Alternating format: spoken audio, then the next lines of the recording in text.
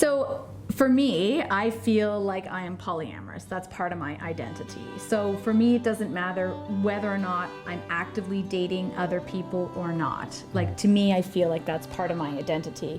I think the difference is, I think you were feeling, Andre was feeling a little bit more, we were being more monogamish because we weren't actively going out and meeting new people, and we were mostly doing things together. It's the second part. It's not just about the dating other people. It's about how we become each other's default setting, which could be perfectly fantastic if we have the awareness of going into it. But we kind of fall into it sometimes, where we just kind of, I wake up one day and we're living these roles as husband and wife. It feels like it's got a lot of the trappings of monogamy.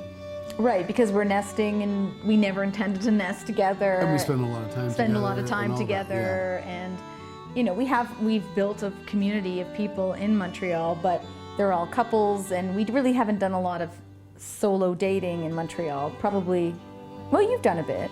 And then I just recently met somebody when you happened to be away. I just went on the apps and I was just like, I met somebody, you know, and I was like, one swipe. And we had a date, and you were like a little bit jealous about that, because I hadn't been actively seeking out people, and I was only sort of seeing people here in Toronto and in Montreal that we already were part of my life, right? So that was a new situation. It seemed like it was new again, being openly polyamorous. Yeah, whatever feelings of jealousy I think I might have had at her starting to date again was due less with the idea of it being that it had been a while, and more to the idea that I got a sense that this one she actually liked a little bit more.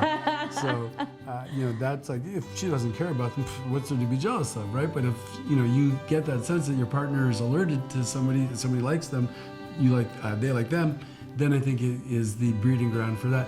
But I'm kind of perverse in the way that I like a little bit of pain. So I also like a little bit of jealousy. In a way, you know, if it's manageable, but a little bit of jealousy tells me that I still have skin in the game. I'm still interested enough to be jealous in that sense, right? But also, the jealousy that I feel today, I think, is wildly different than when we first started. When we first started, the feelings were coming at me, and I didn't really know to what extent, because, hey, I'm supposed to be in an open relationship. Maybe I shouldn't be having these feelings of jealousy. What's wrong with me? And, you know, why do I feel that insecure? I mean, she says she loves me, but I see this other demonstration.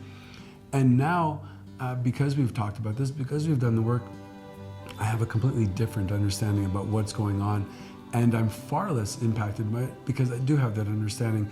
I realize what the components are at play, and it makes it much more tolerable for me. So when I do feel these pangs of jealousy, I know that they are going to eventually shift.